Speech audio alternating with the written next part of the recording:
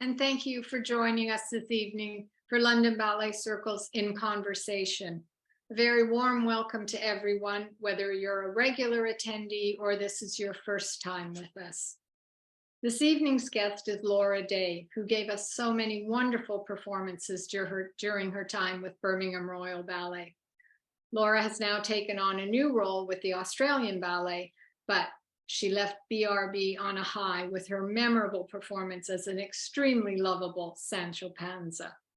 Besides moving to a new company, earlier this month, Laura married Jonathan Lowe, who was our guest back in March. And we all send our warmest congratulations to both of you on your marriage. Our interviewer this evening is the one and only Brandon Lawrence. Those of you who were in the audience for any of the Carlos at 50 performances last week will have been reminded just what an incredibly talented and beautiful dancer he is. While we're all excited that Brandon's career is taking him to Zurich, we're going to miss having him at Birmingham. So a very warm welcome, Laura and Brandon. Thank you. Thank you. If you would like to ask a question of Laura, please type it into the chat box, which is at the bottom of your screen, and give your first name, and Brandon will ask the questions. So now, please, a very warm welcome to Laura Day in conversation with Brandon Lawrence. Fabulous. Thank you. Thank you, Susan, for that. Hi, Laura. How are you doing?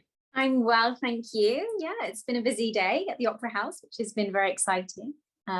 I saw you literally yesterday. You just got off a plane. I did, yes, landed yesterday. So if I start to slur my words, you know what's happening. So Laura landed yesterday morning into Heathrow, probably about 6:30 a.m. I'm guessing you went, got some rest, and then popped over to the Opera House to come and watch Carlos at 50. Exactly, came to see you. So that was so nice because I had to rush back to Birmingham that night, so that's my only chance to see Laura. But it was great because I was able to brief her a little bit on what I was going to ask her today. So we might as well just jump straight in. And really, pre-Royal Ballet School, how did it start? Where are you from? How did you get into it? Why did you want to pursue ballet? Yeah, well, it all started in Cheltenham, which is my hometown, and I had a sister, an older sister, who already went to dancing.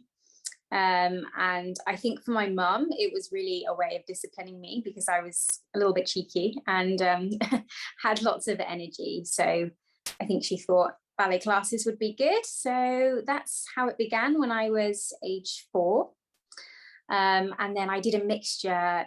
This was at Crane Collins Dance Studios in Cheltenham. And I did a mixture of ballet, tap, modern, singing, acting, everything. And actually growing up, I was very much a musical theatre kid. So I was more going down that direction for quite a long time, really.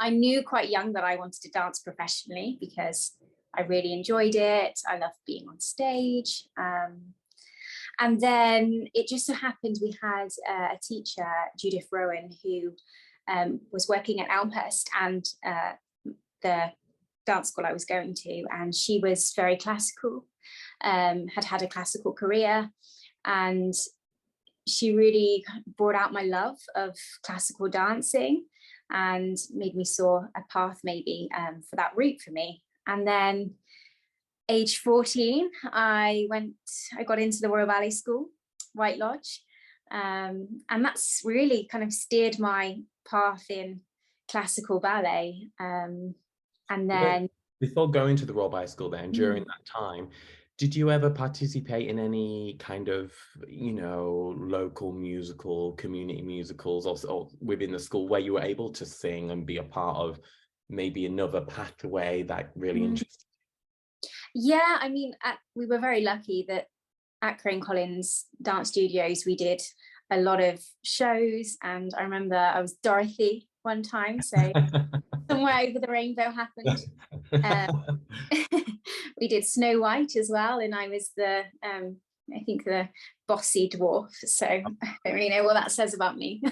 But yes, lots of moments where kind of the musical theatre side was coming out, and I took part in, it was ISTD, the school, so I took part in the Ballet Awards and the Janet Cram Awards, and I remember actually getting a scholarship with Francesca Philpi, who was teaching the scholarship at the time. So I think when I was about 13, I would go to the Opera House like once every 2 months and take classes there, which was an insight into, about a ballet company. So it was those small. Did you ever see ballet on the stage live in Cheltenham, or travel to London for it, or even Birmingham, or was it really on screen in the books and of course what your teachers had said? Yeah, I actually saw my first ballet quite late. I remember seeing Dutch National. They came and did a triple bill at Sadler's Wells. That was when I was about 13. So actually really quite late. Everything else was all musicals. So it was quite a lovely moment yesterday when we were backstage at the Opera House, and of course everyone, the whole gang of the week were there, and you saw Loretta. And she was like, it's been so long, because you had both done festivals together, even though she's just a few years older than both of us, just a year or two. It was quite nice to see that connection of both of you. What was that? Yes, so we both took part in the ISTD Janet Cram Awards and Ballet Awards, and I always really looked up to Loretta. Yes, as do I. Yeah, because she's just such a beautiful artist, and I always remember watching her in these competitions and thinking how special she was. And then we sort of followed each other, actually, because she was also very musical theatre and beautiful jazz dancer as well. So we both did the shift at a similar time, or I was like a year or so behind her. And then she went to English National Ballet School. And so I have followed her throughout her training and her career too. And then I hadn't seen Loretta in some number of years. So to suddenly bump into her and watch her do this was beautiful. Yeah, no, it was just lovely to see that interaction. Yeah. But getting into White Lodge, you joined in year 10. That's when well, I remember I was in year 11 when you joined into year 10. You kind of followed me all the way through to BRB. But getting in there, was it a pick of a few schools? Did you only go for White Lodge? Did you try White Lodge prior to year 10? Was it various years? What Yeah, was that? I had a really weird way in. I basically didn't audition until must have been 2 weeks before the end of the school year.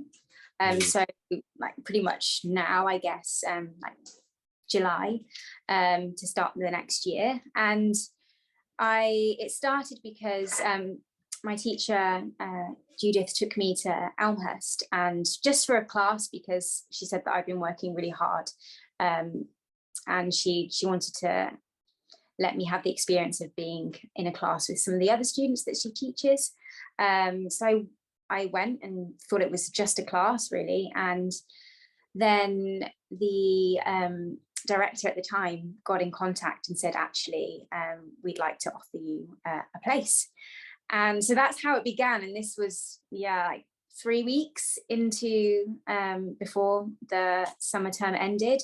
And then I went back to my other teacher, and she said, well, if you're looking into actually going to ballet school, then we should try the Royal.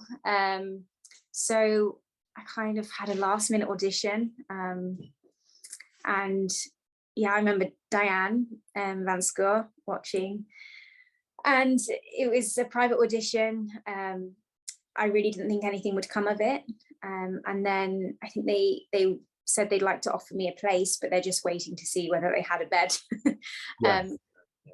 at the dorm, because it was relying on that. So and then it just happened, and then I had like no time to think about it, and I was there and just kind of around amazing people who just wanted to dance, and I thought it was so cool because you just got to dance today.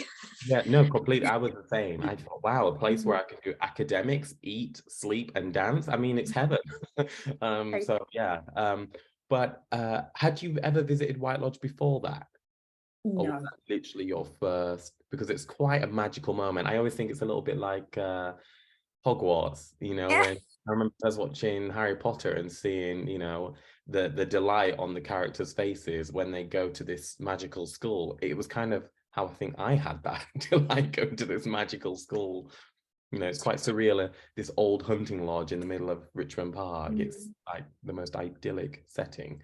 So and the drive through the park into the gates, like still, I mean, actually the flat we have in London is like 5 minutes from Roehampton Gate. So often Johnny and I will take a walk and just go up to the lodge. And it still gets me every time, just the surroundings and the approach to it. It is really magical. Like there's no words to really describe that. And yeah, I remember the feeling very well going to the audition, and the feeling very well on the first day as well.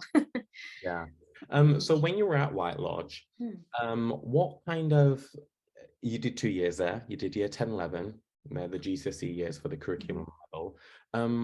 What were the biggest differences that you felt in both the academic side and the dance side? Obviously classical ballet, but character work. Had you done character work before White Lodge?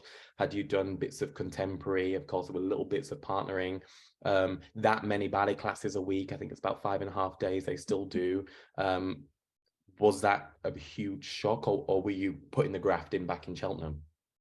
I mean, in Cheltenham, we did a lot. I was dancing every night, albeit it wasn't ballet every day. I think I did a ballet lesson maybe like 3 times a week maximum, and maybe 1 point class.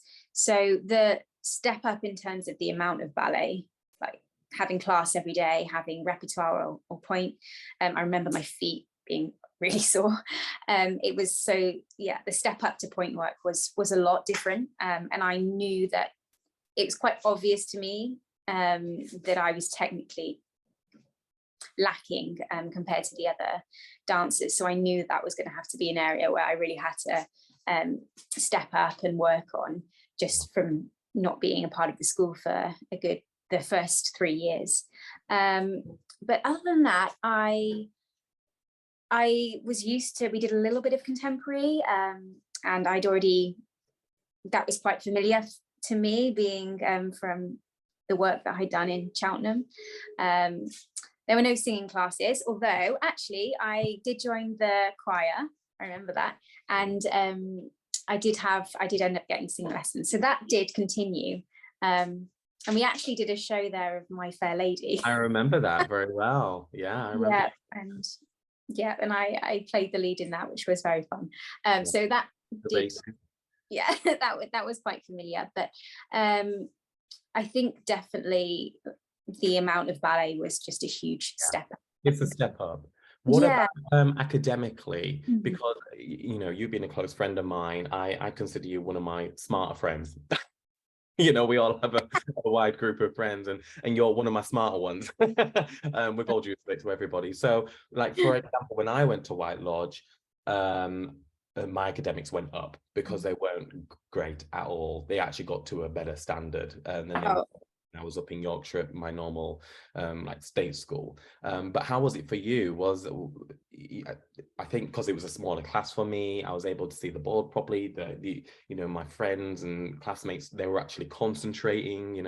How was it academically for you? Because it is a huge part of White Lodge still, and of course school in general. We go to ballet school, vocational school to dance, but the academics are very important. Oh, so much so. And I remember thinking, why are there only 5 people in my French class? And I'd gone from a school where we had a lot of people in our classes, and that was a huge step up as well, just in terms of the amount of attention you received. We did fewer subjects, so that was slightly different, and this was GCSE time, so you did pick your subjects, but I love academics too. So for me, I was in like my dream, because I got to dance all day and I got to have academics, which was really, really great. And I think certainly my academics improved in that time as well, just from having smaller classes and everything being in one surrounding. Yes. Yeah, it's So ideal. It's ideal. And of course, yeah, you build such close bonds with people, you know, being, you know, living together, and of course dancing and all of that. Even prep time. I remember first going to White Lodge and being surprised that we all had to return to the classrooms in the evening after dinner to do homework. yeah. I was like, what? I mean, you probably loved it. At the beginning, I was like, what is going on? Why are we doing this? But I think that's probably what stepped my academics up, you know? So I actually remember sometimes just going and looking at old archive magazines of dancing times and spotting all of our teachers, you know, like David Yao and Nicola Cat. I just remember doing that sometimes in academics.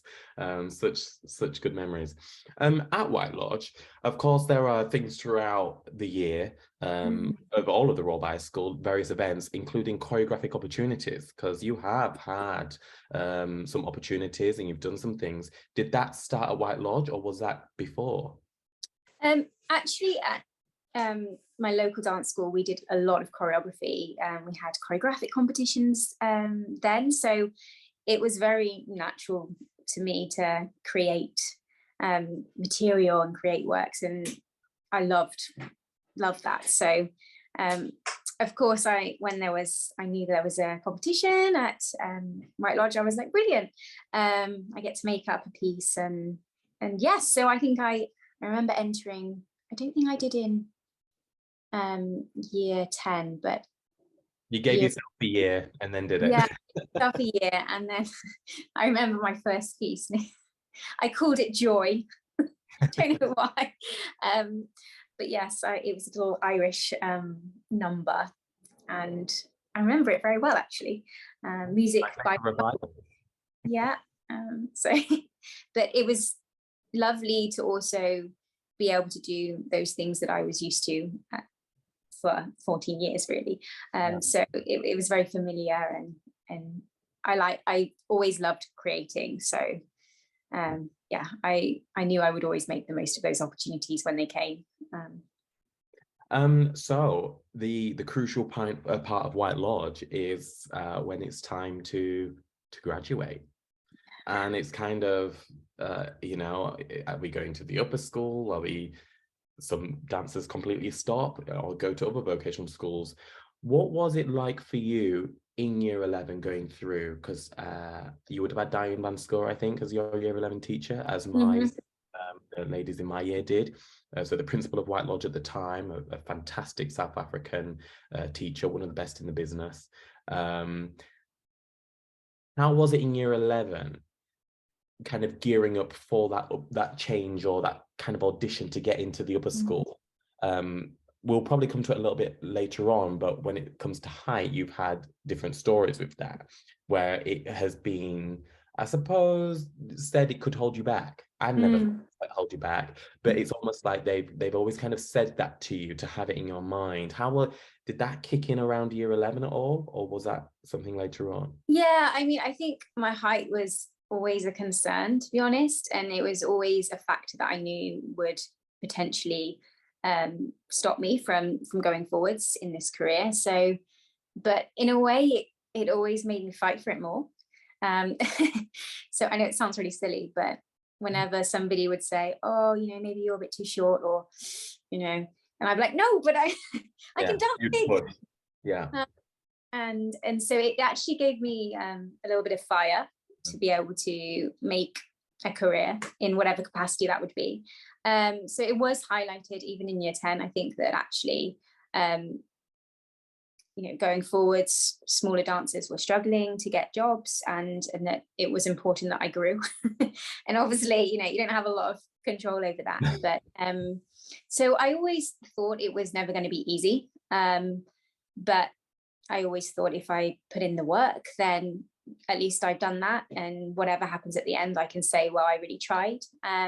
But I do remember actually enjoying the process of like appraisals and really learning the exercises. And I quite liked the idea of performing, even though it was an appraisal.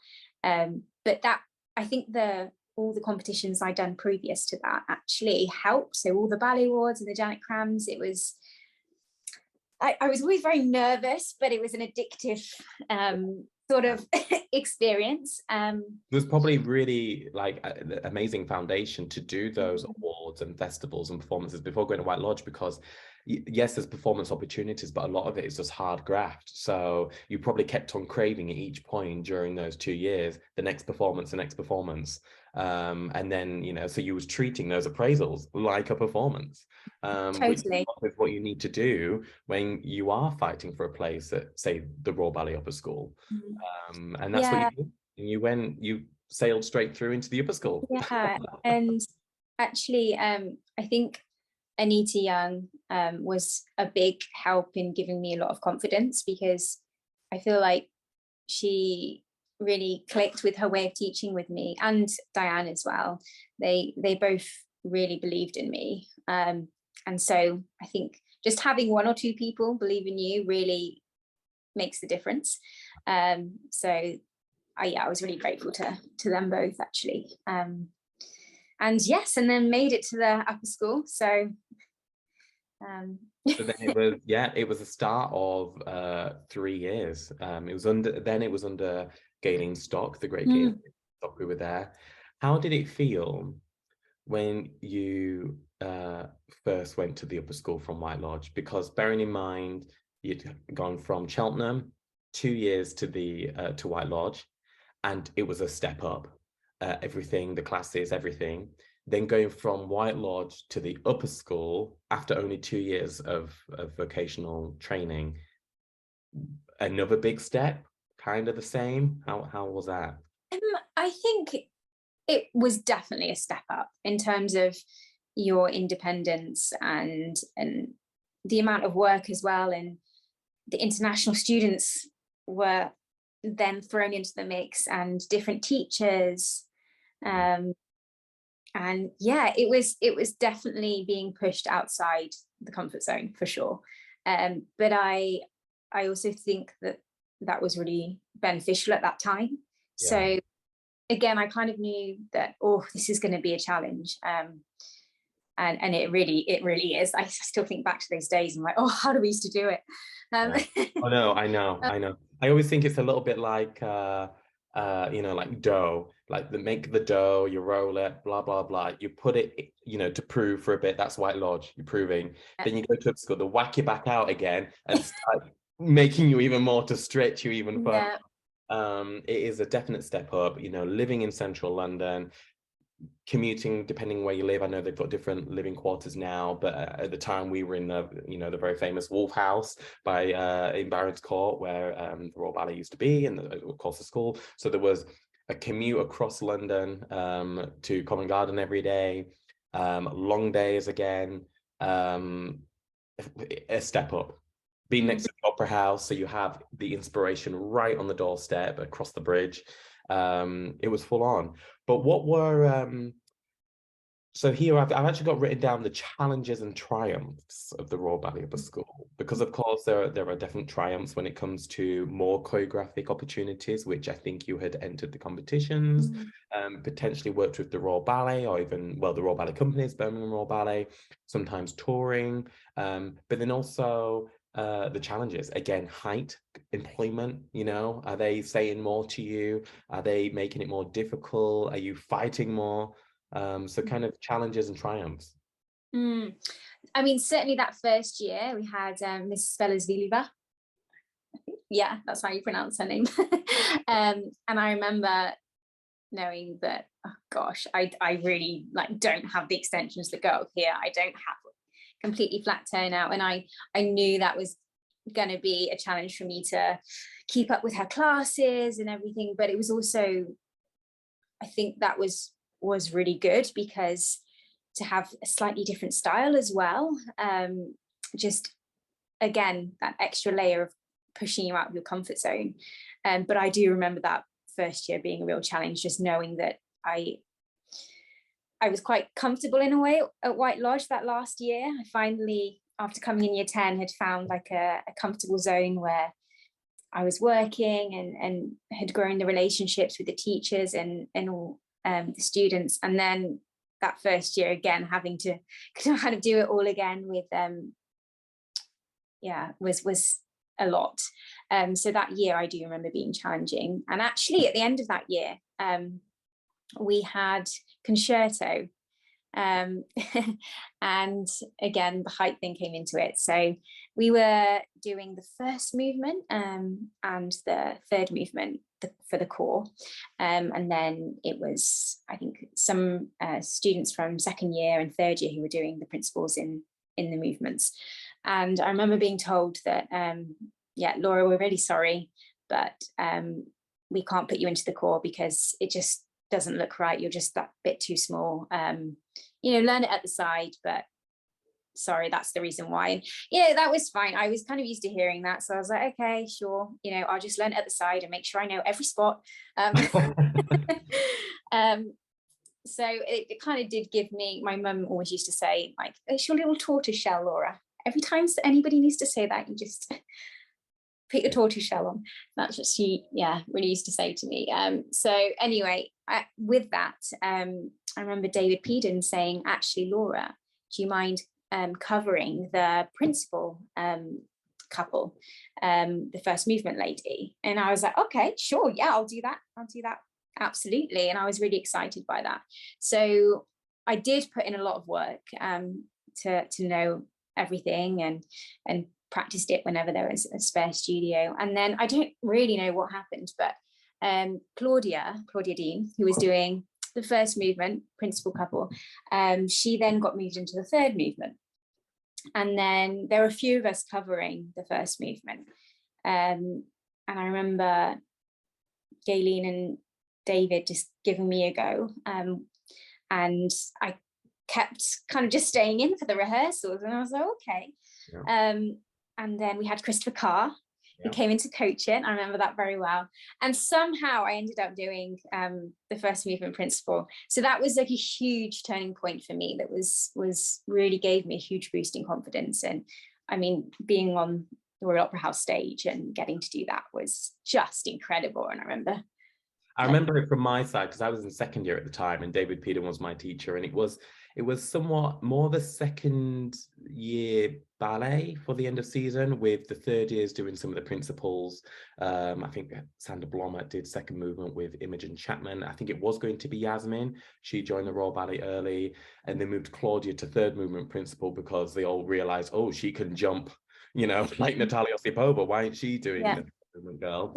And Michael Burton, who was in my year, did the first movement. I was one of the brown boys, the brown couples, with Thomas Schmock, Hannah Grinnell as well. So there's some Royal Ballet names. Yeah.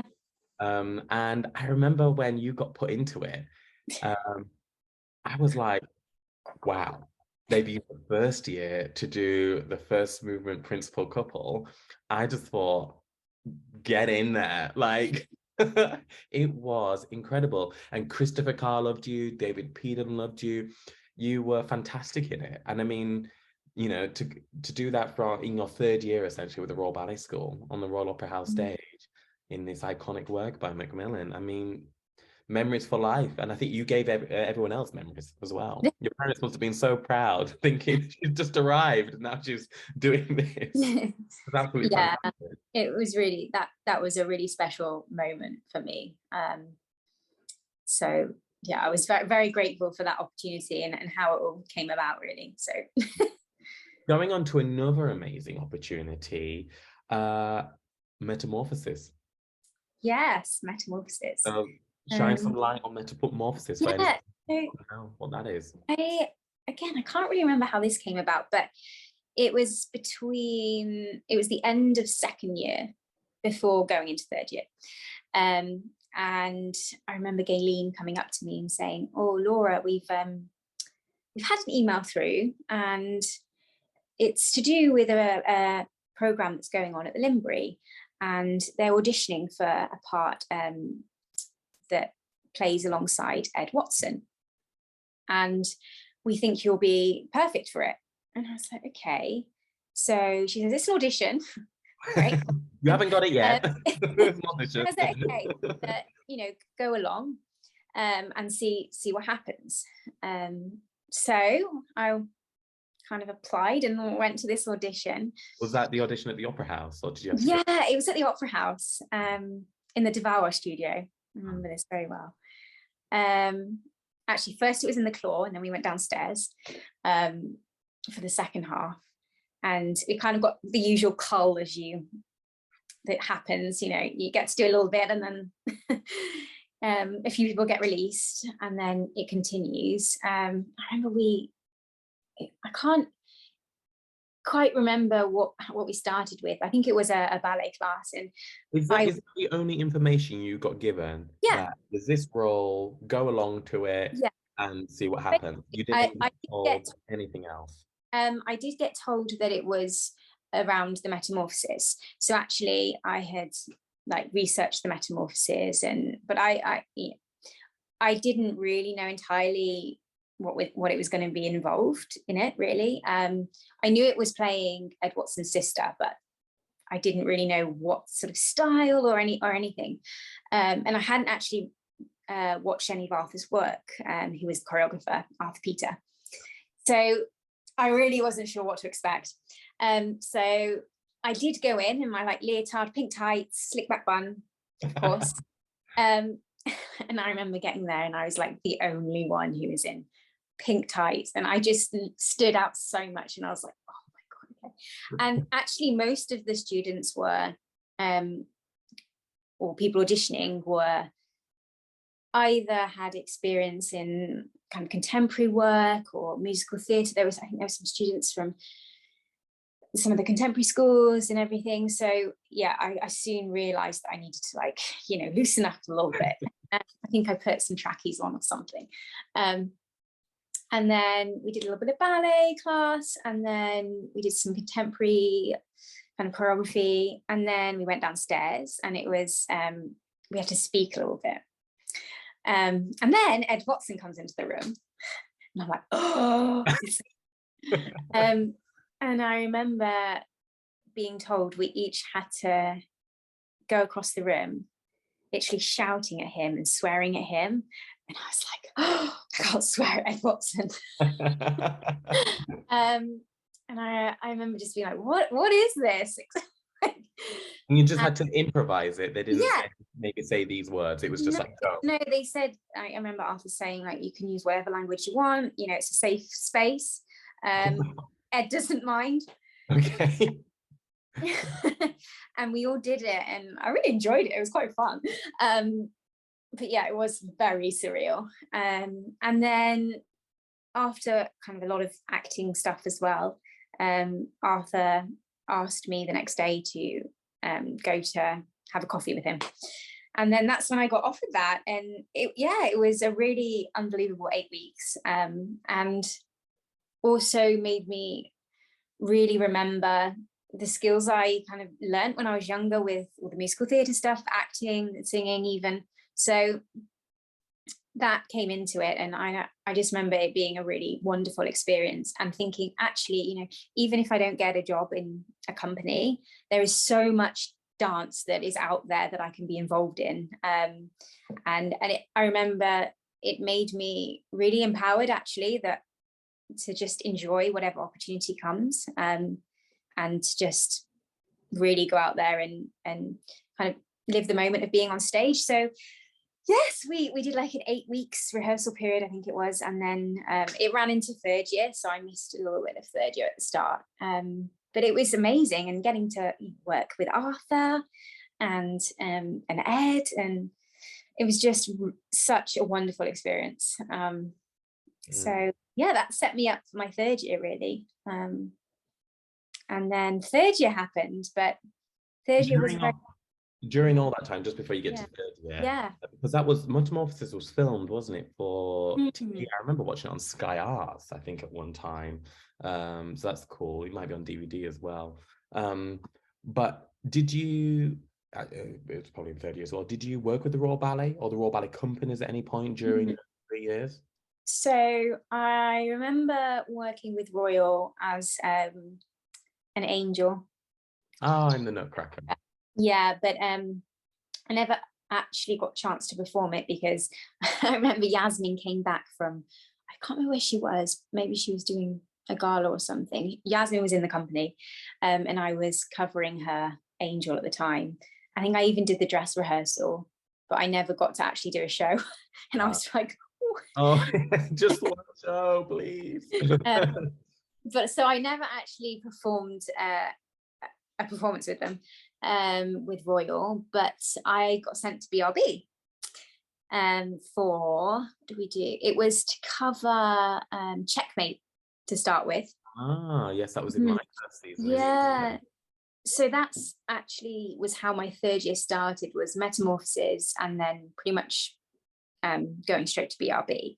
And if I'm correct, I remember in my graduate year, so you were in second year at the time doing Metamorphoses, my graduate year did Checkmate. Yes. And then we had got graduated. I joined Birmingham Royal Ballet along with Carla Dorbar, who's still at Birmingham Royal Ballet, and we did Checkmate. And I think you had danced Checkmate when RBS did it. Is that right? Yeah, that's already right. Done it, and then you were sent to BRB to do it, to cover it. So that was probably nice, feeling like you had one up on some company members. Yeah, but I do remember that well. And I remember really clearly thinking that being a cover in a company meant that you were literally like ready in the wings to jump on in case anybody injures themselves. So like every on the bench, I was like there, ready to go, like, okay, who do manifesting it. Yeah. And then clearly, realized that actually, it was a process into going in as a cover and everything.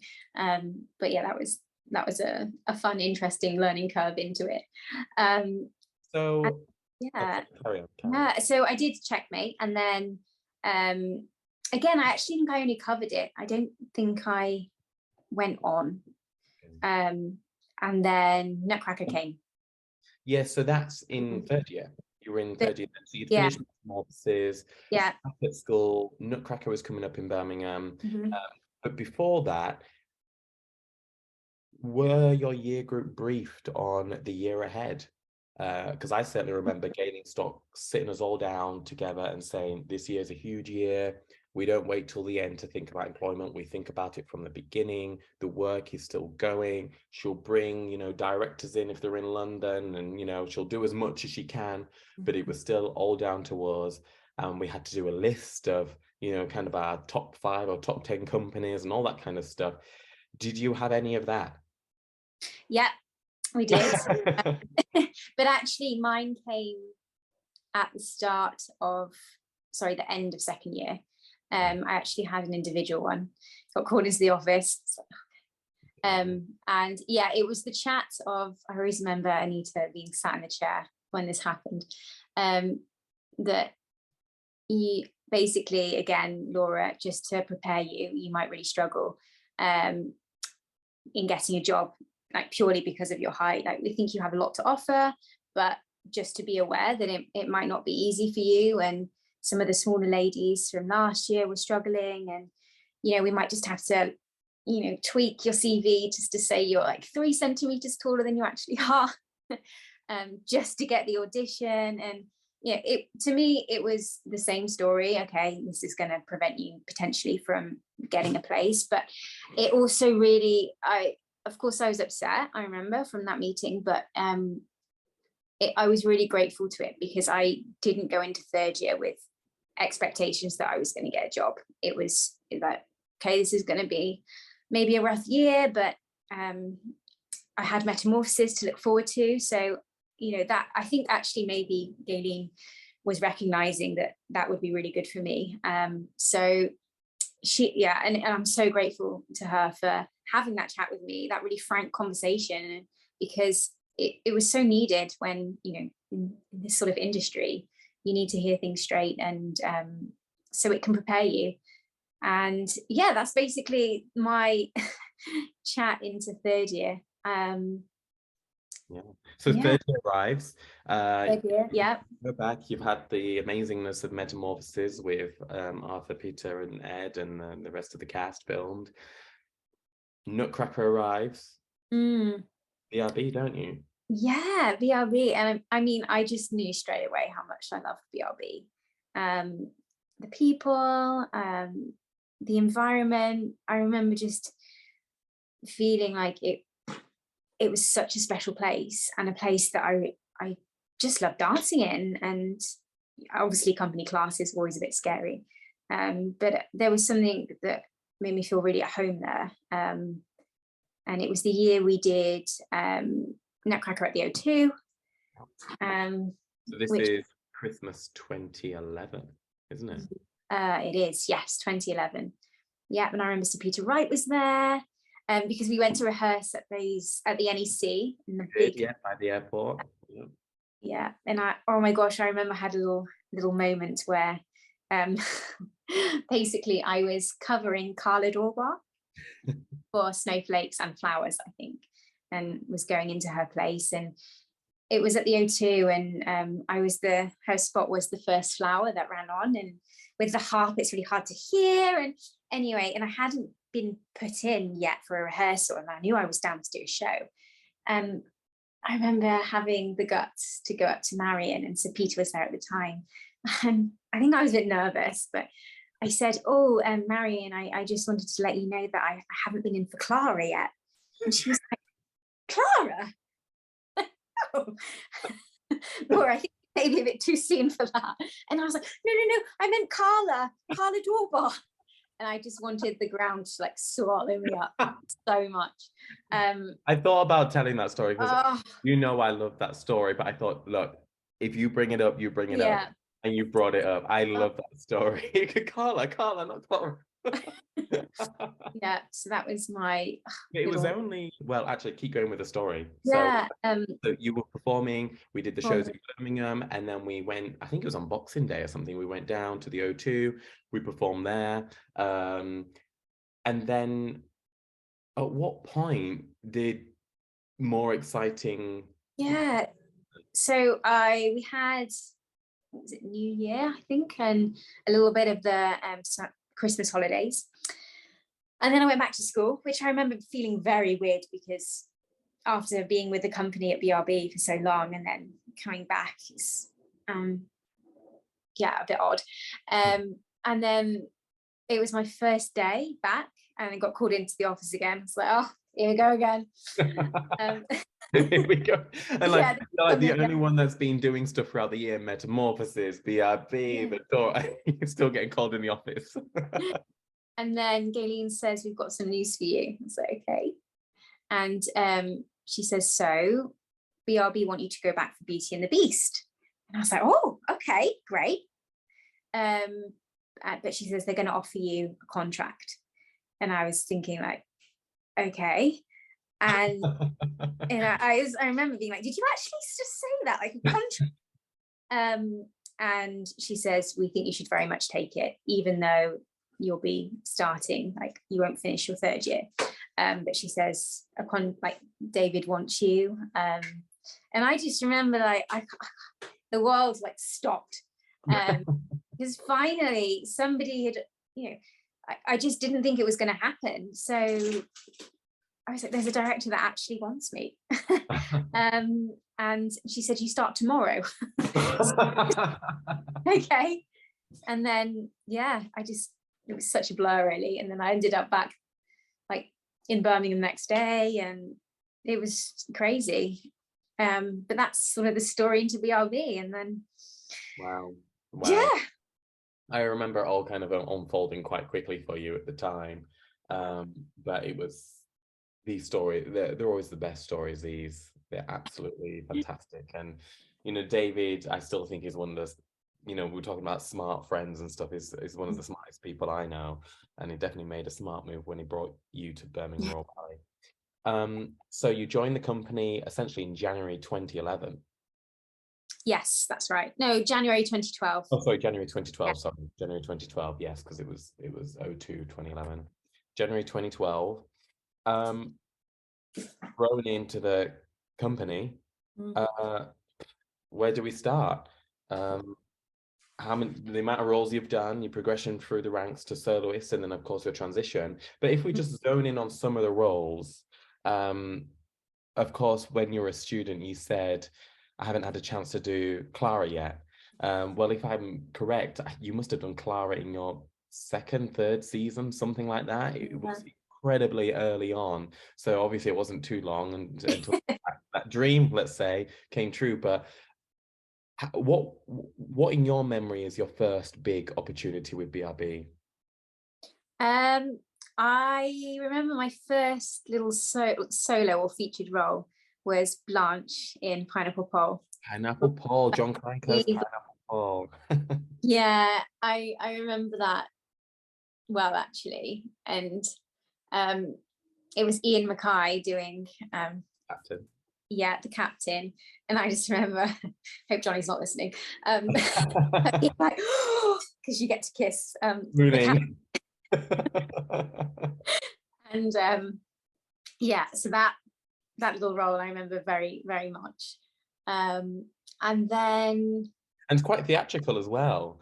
I think David was always very good at knowing what people were unlocking within themselves, and because there's lots where Blanche has to talk to the audience, doesn't she? Kind of all of that, and yeah, it takes a particular kind of person to be able to hold that for some time, and you did it. You did it really well. It probably unlocked more of these incredible character roles, which you actually did. And of course you did the more walking character role, but when I think of a really character role with high dance ability is Dumpy. yeah. With Cinderella, which you were everything at, which came a little bit later. But how did it feel when you first saw your name for Clara? That was like a dream come true. Because everyone's grown up with the Nutcracker, so when you see that, and I think that's a role I always knew I could do, and really wanted to do. And I don't know, as a student, I always used to watch the Nutcracker, and whether it was Oriole or see when I was at BRB and seeing the company members do it, just thinking, I really want to do it one day. Like that pas de deux, that music in Act One, just I really wanted to. Even when it comes to that variation, with the Nutcracker, it's such there's many iconic moments, but that's, I suppose, the first thing we really see that's associated to Clara in the ballet, which has that moment with Fritz. What was it like first, call she Clara, it says Day, maybe some other names, and they say, we're going to learn the solo today. Is it one of those that you think you know it and then you learn it and you don't actually know it, or yeah. I had pretty much learned everything on the video. And that, way back when it was a video, you used to go in, there was that little room where you could go and pop had to sign out the video or and then pop it in. And I had definitely learned quite a lot of the general, the variation and little bits. But I remember it was the pas de deux I was most nervous for, because dancing with Su Chow, and at that time I did have a relationship with him, but I didn't really know him, and he was relatively quite new to the company as well. Yeah. Although Su Chow, who's current principal at Birmingham Royal Ballet, had danced the same production at Australian Ballet. He was relatively quite, new to Birmingham, so you had him. But hadn't you also had Chi Chow along the way? Yes, actually, because I had two partners, I think, at the time, which was Chi and Su Chow. So I mean, how lucky was I? Your first kind of Clara and Prince pas de deux, and you get those two incredible artists. So it was such a wonderful experience, and I remember being really nervous for those shows, but it was a dream come true, really. When I think of some other iconic roles you did, David, I think he had wanted to do Month in a Country for some time, and he finally was able to program it, and he did. And you were, in fact, in it, Vera, I believe. What was that experience like? Again, actually, it was one of those ballets I had watched at Royal and just absolutely loved. It was always Month in the Country. It was such a beautiful ballet, and So that experience was just amazing, and like the quick footwork, and I was like, yeah. I knew that I really wanted to do that role. So when I saw that I was cast for it, I was like, oh, this is really special. And I remember we had Marguerite, Yes. who came to help set everything as well. I think Anthony Yeah, Dow. yeah, he came as well. So yeah, again, just like blessed for the experience, and to have these wonderful coaches come in, and the music of that piece, just everything. It's such a beautiful work, and I really recognize that the ballets I really enjoy the narrative ones. Yeah. So Yeah. that was quite clear to me in early on, that was where I felt at home in, and where, you know, I could see myself developing in, was those narrative roles. So With yeah. some of the other narrative roles, I remember you really clearly in Beauty and the Beast as Wild Girl, which we actually shared some shows together. It was my first principal role, and I think we might have been pretty much around the same time doing that. But that's heavy on the narrative again. Again, Wild Girl, working closely with David, that was probably one of the first more principal roles within a David ballet that you did. Yeah. How was that kind of, because I think those who were employed by David, then when working with him on one of his ballets, there was always this kind of like, oh my word, I'm working with David. Totally. And there probably still is, you know, whenever he comes in, still like being one of the final things. But how was that working closely with David on something like Beauty and the Beast? Yeah, it's what I loved about David was it was the nuances he kind of brought out, whether it's just like a slight inclination of the head, or something like character-wise with your face, or like the way you're holding the bowl for Dumpy, like the tiny little details that his eye just picked out. I absolutely. Hobson's choice, I must say Hobson's, because you also danced that with Oh yes, yeah, within his final year. Sorry. yeah. So I think it was those times in the studio where he would just finesse little details of the character, and the way you did something that I absolutely loved, and his detail on that, and the musicality in his works, like they were such great roles, and so that really clicked with me, and anytime we did his ballets where I had something, and I remember we did Shakespeare Suite as well, the Titania in that, that's such a great one as well. So yeah, I adored those rehearsals with him, and I'm so grateful to have done, you know, some of those roles. Yeah. Well, I just spoke about Penguin Cafe. I also remember very early on you were first cast as his Flea in Still Life at the Penguin Cafe. I remember that being quite a turning point. I remember seeing the casting and seeing Day, and I don't know if I messaged you or called you or something straight away. And this might sound really crazy. I think you were at Elmhurst at the time, maybe teaching or doing something. I don't know. I just remember where I was in Birmingham outside the theatre and calling you, because everybody always wants to do Still Life at the Penguin Cafe. Yeah. And to see your name down for that, it was so much excitement. So much excitement. I know you were a bit gutted when you saw it back in the rep and you were over in Australia. I did say that's the role that would bring me out of retirement. Well, you were very much missed, but no, you were great at that. And also I must also touch on some heritage works, things like Solitaire. Yeah, Solitaire. Wow, gosh. I do remember. Yeah, so Solitaire. But I want to go on to created works. And there's a very dear friend of both Laura and I, Ruth Brill, who was dancer with English National Ballet Company, came to Birmingham Royal Ballet. Now she's artistic director of London Children's Ballet. And a few years ago, she got a big commission to choreograph Arcadia, which she cast me in as Pan. And then she had another big opportunity to do Peter and the Wolf within her final year, I think it was, as a dancer in the company, which Laura was Lucky Peter. So what was that like, working on this brand new commission on, you know, a score that's already there, a story that's already there? Just What was that process like? And working with Ruth, someone who you're close with. Yeah, I mean, Ruth is such a fun, energetic person to be in the room with. Like her aura, the way she works, like her planning and everything is just, it's so wonderful to be surrounded by. So that process of being in the studio with her, which as a professional, obviously we're very close as friends as well, but it was really great to create a role. Those moments where you really are like finding the character, like experimenting, it's just really special. And so I remember Peter actually was a hard one to find because I'd never played a man.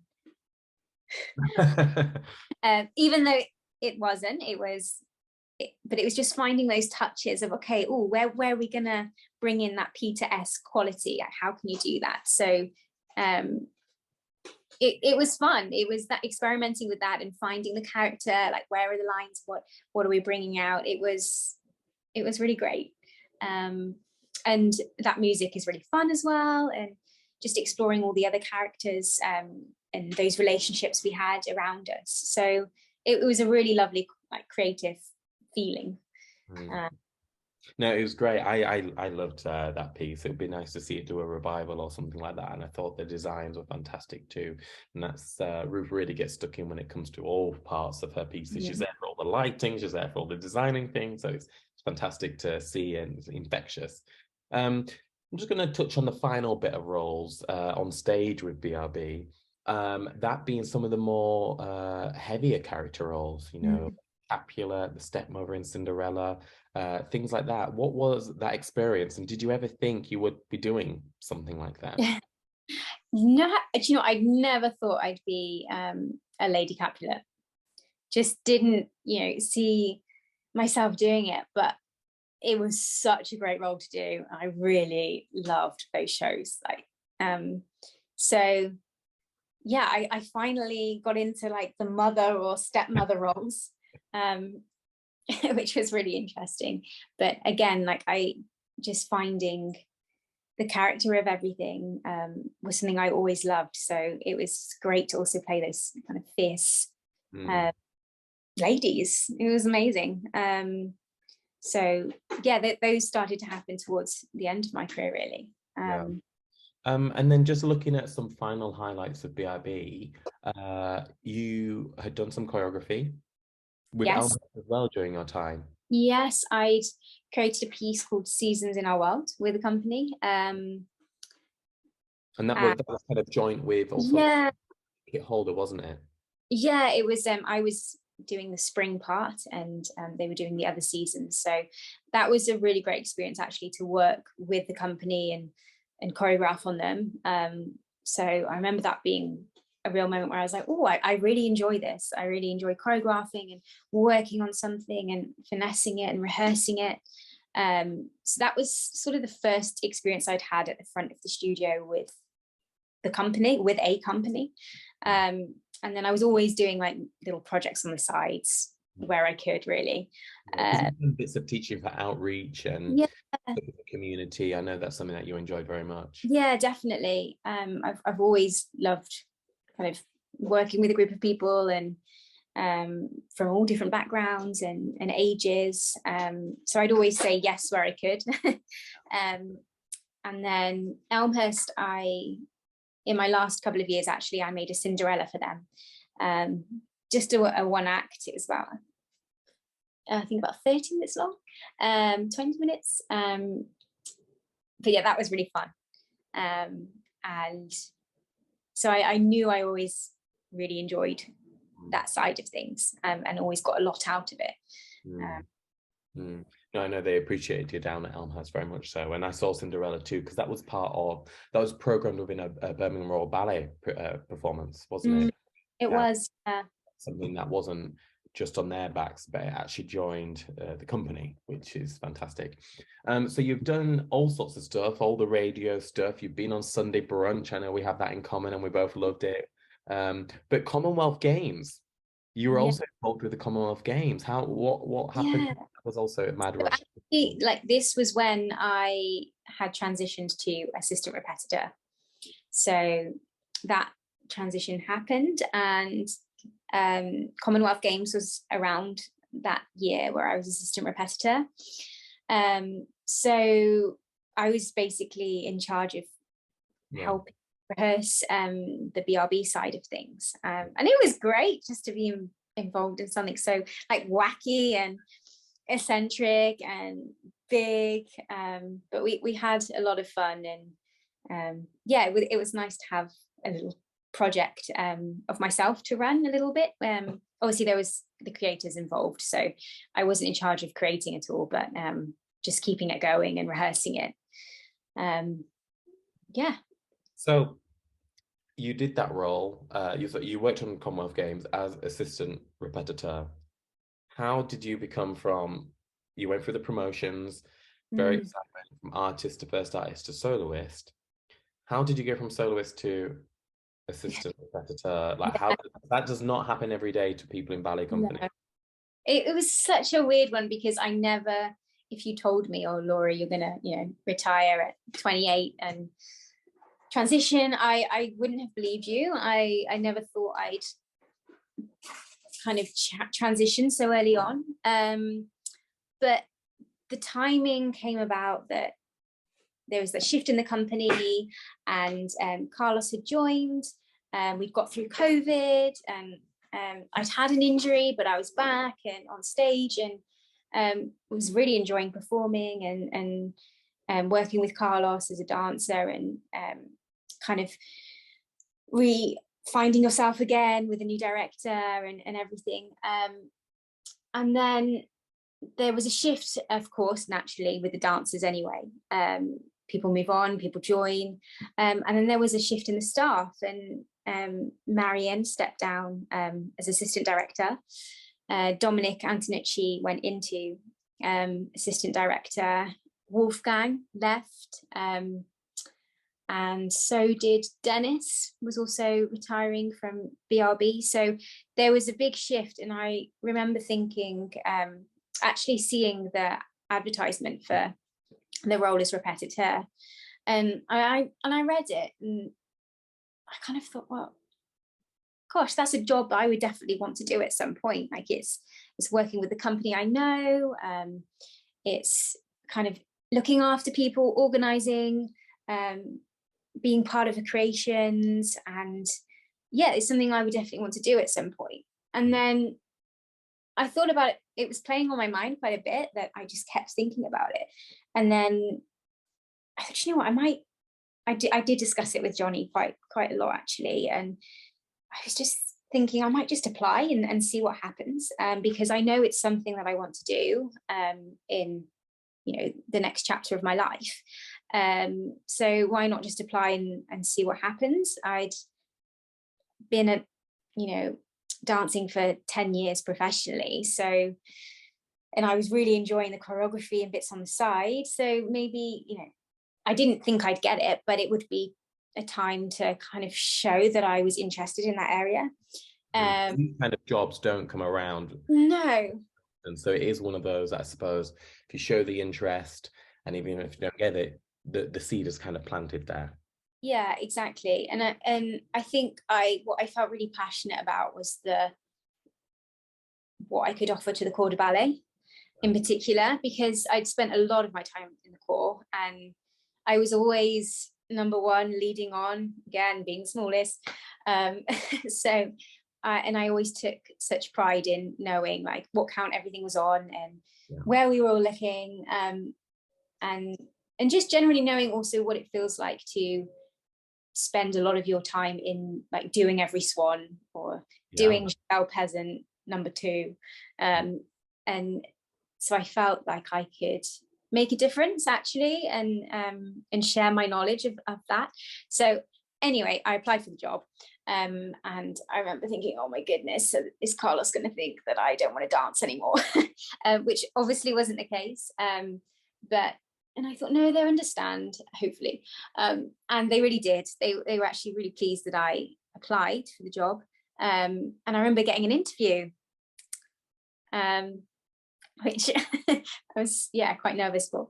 But it was really positive. And I remember thinking, well, this is just such a good experience anyway to do, and to kind of say how I feel about my future career and what I want to go into. And then I heard the response, and it was a no, which I kind of thought was going to be the case.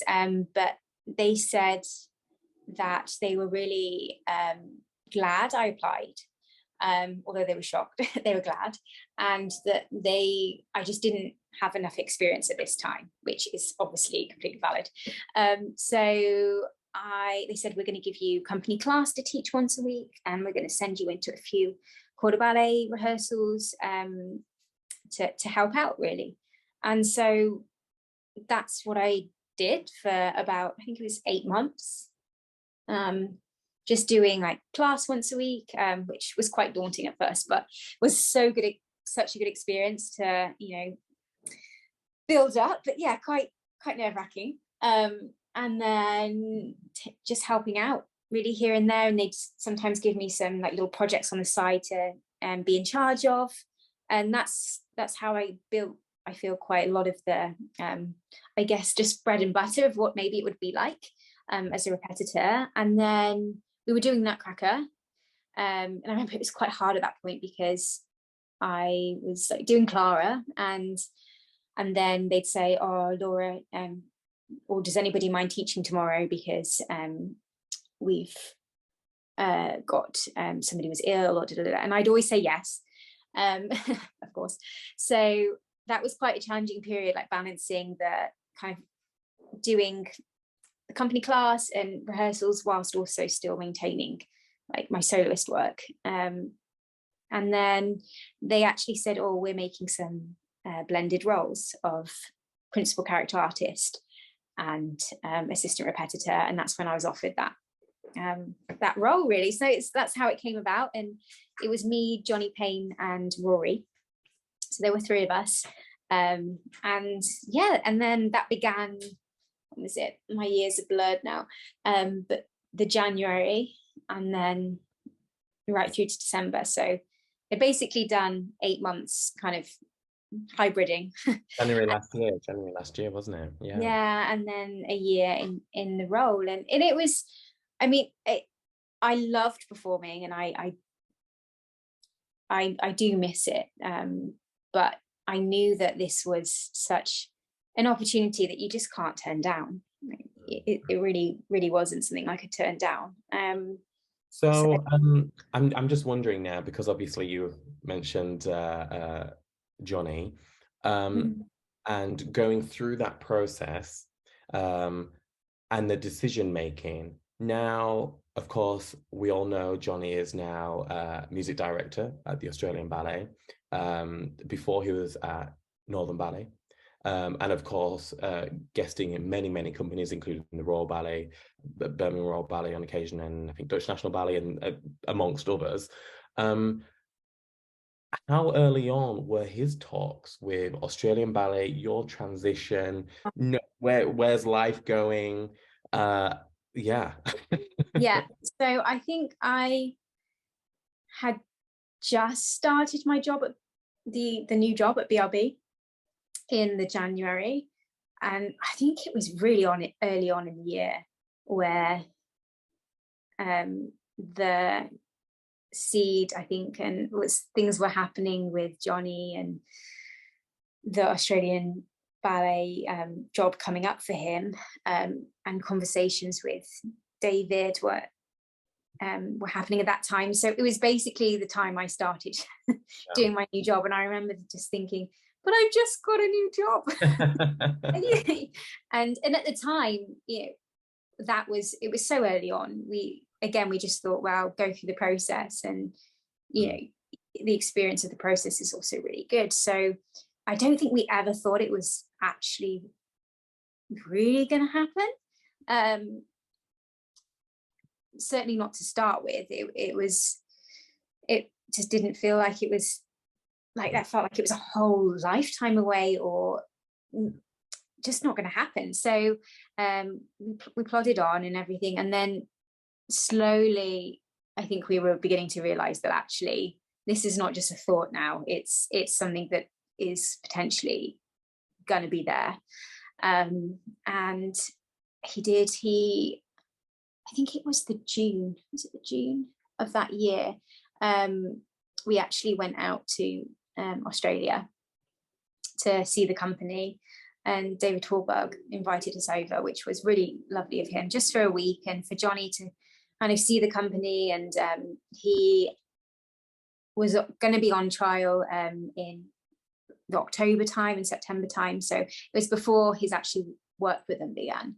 And I remember every day we were there, we were like, oh, this is really nice. And it was a week of I think a turning point for us, where we really realized that actually this could be a new chapter in our life. And if Johnny did get the job, then what an amazing job that would be. And then the question was, well, does this mean my career shifts, or what happens to me as well? So we always knew it was going to be like a team kind of decision. And I was very honest with Carlos and Dom at the time, like, this has happened, this sort of life opportunity is potentially going to be on the table, and we don't know what it means for me. But I was just honest with them the whole time, and they were so supportive as well, which was really great. I did take a few classes, teach a few classes for Aussie Ballet when I was there, which again was quite daunting. I'd taught at Northern Ballet just like once, so I hadn't really taught anywhere else than BRB. So I did take a few classes, and that was a really good experience. And I knew that the company were very warm and friendly, and quite a similar atmosphere to BRB, which felt really nice and familiar. And then we came back, and Johnny went through the trial, and then the job got offered to him. And it was like crunch time, what decision do we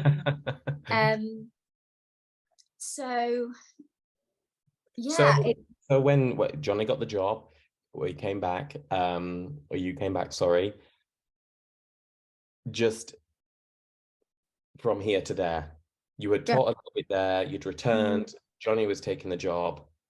How did you get there? How did you in ballet? So David Hallberg, I got in contact with, and we were talking, and I said, look, this is the job I do at BRB. Obviously, with the move over, if there's an opportunity for me anywhere, I'd really like to be a part of something, and kind of told him my route and my year I'd had as assistant repetiteur at BRB, and what I could offer maybe. And so we spoke a lot about that, and he actually came over to BRB to watch some classes where I was teaching, and also some rehearsals. And again, Carlos and Dom were so supportive in everything, so I really couldn't have asked for any more support or on it. And then so he came, which was a bit surreal, being, I don't know, auditioned perhaps in front of your colleagues, but it was fine. And I thought, well, he's seen what I do here, and maybe there might be something. If not, there's, Australia is very big, there's lots of dancing going on, there's lots of culture, there's lots of ballet schools, I'll find something. And then I got I think an email saying that actually for Don Q, if I could come over and be a part of Don Q in terms of taking classes and just being a part of the rehearsal process. So I was like, okay, well, I know Don Q, which is great because we just done it with Carlos, and I'd been a part of that as assistant repetiteur, so it was a very familiar piece. And it was a great project to get me started on. So I thought, well, we can't really lose here, because it's similar to what I'm doing here. And yes, it's just a short patch, but we'll see how I go. and so we moved over, and I was so grateful to have the work to kind of just throw ourselves into. And Just before one of my last questions, because I want to get onto one of the questions that's sat in the questions box.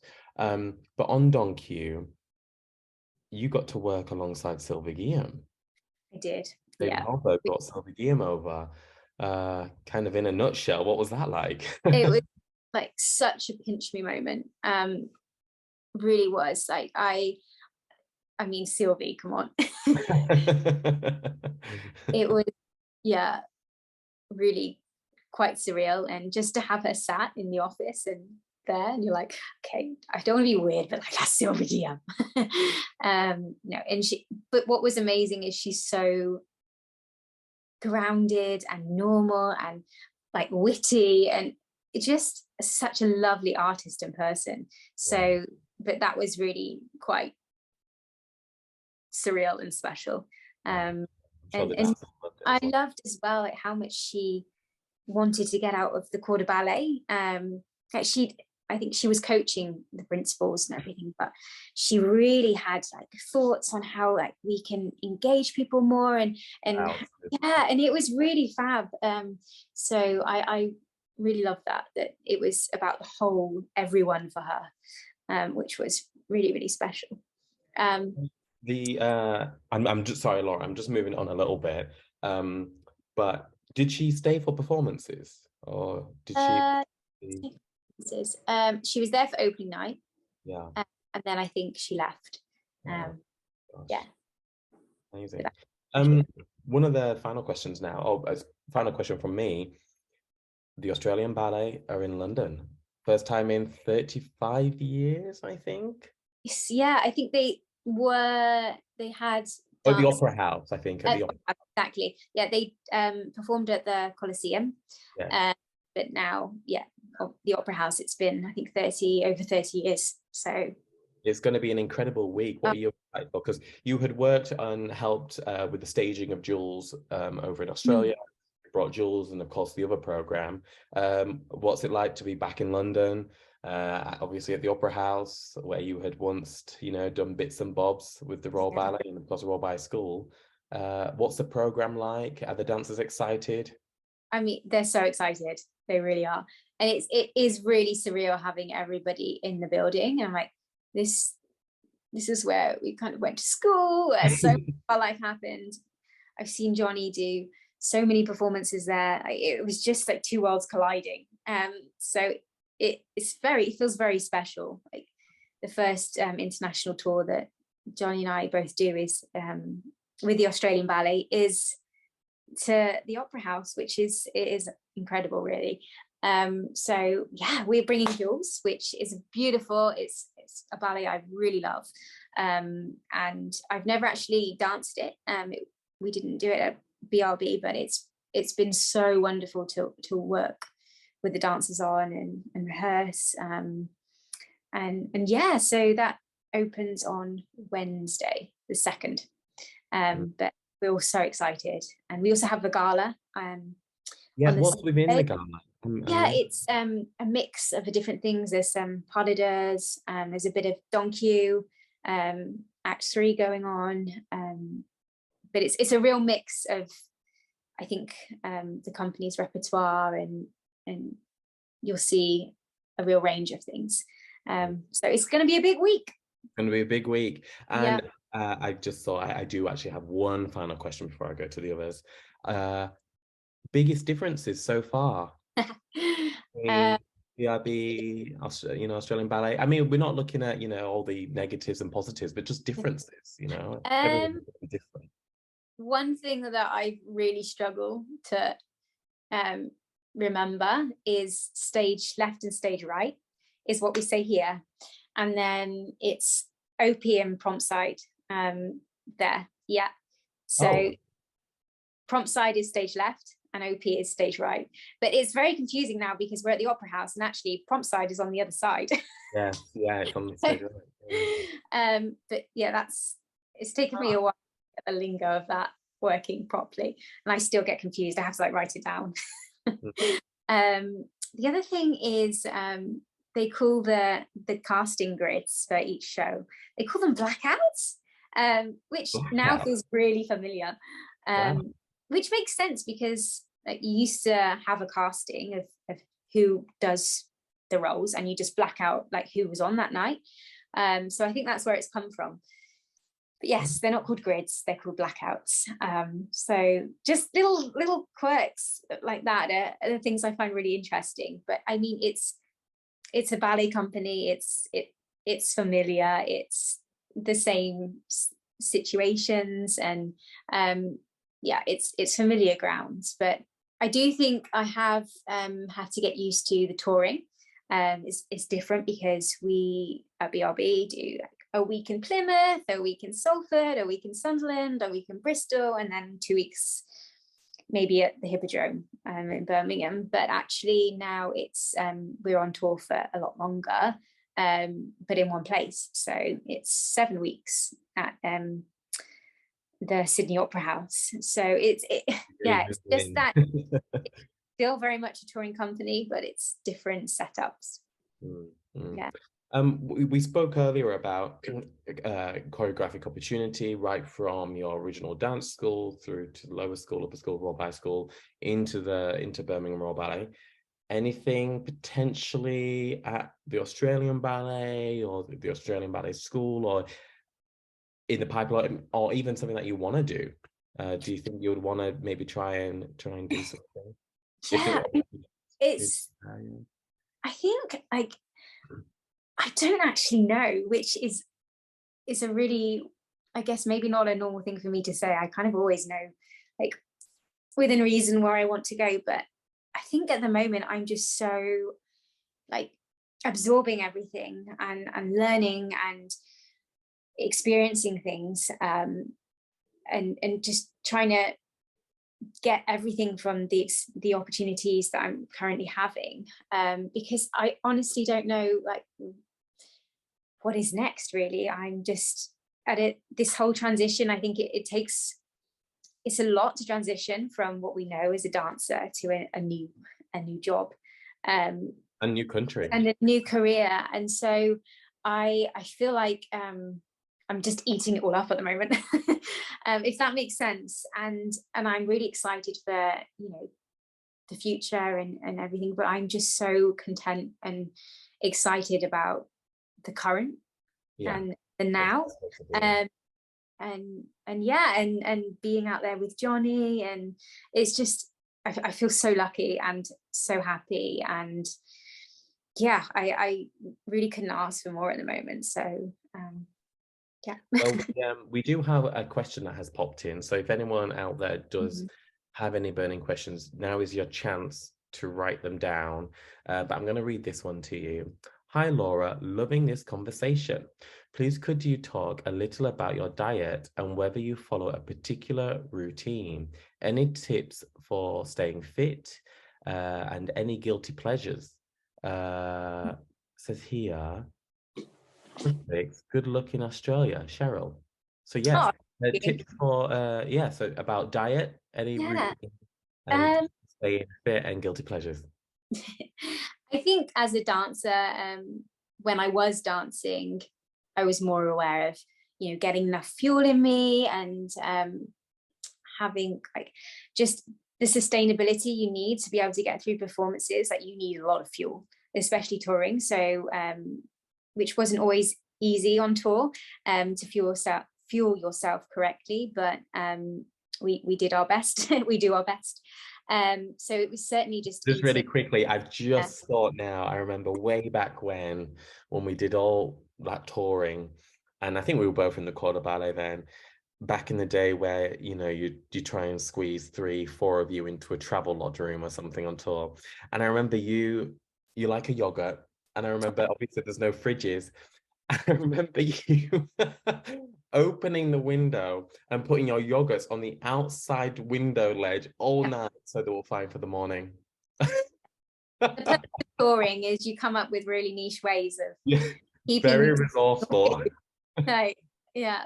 But no, I think it was just always to eat enough and eat the right food. So just try and stay healthy, but also letting yourself have those little treats now and then, because it makes everything happier. So, and you exercise so much, you really do need the fuel. Now, obviously it's a little bit different because I don't have to stay in like a really good shape, or I'm not performing, so I'm classical not ballet ready. But I do still teach class. I am moving about in the studio, and I try to keep fit where I can. And actually stopping dancing, I realized that I really need to keep moving, so I try and keep Pilates up, because otherwise I think when you're an athlete for so long, and you use your body so much, to suddenly stop it, like it almost, things go wrong, because you've stopped, your body's just not used to it. So I still try and do like walking, even just long walks, Pilates, nothing too strenuous, but usually running around the building with casting changes going on kind of keeps you fit. But yeah, I do still try and look after myself and feed myself well and get lots of fresh air. Well, look, I think, I know that we've finished. This is a conversation. This is In Conversation with Laura Day. Thank you for joining me, and of course, everyone here at London Ballet Circle. I think one of the final things to do is to congratulate you on your wedding, which happened not overly long ago. To Jonathan Lowe, which was a wonderful, wonderful celebration. I adored being there. It was a highlight of the year, and you'll get this week done, and then you can enjoy your mid-season break. Yeah, well, thank you very much, and it's been such a pleasure, so thank you for having me.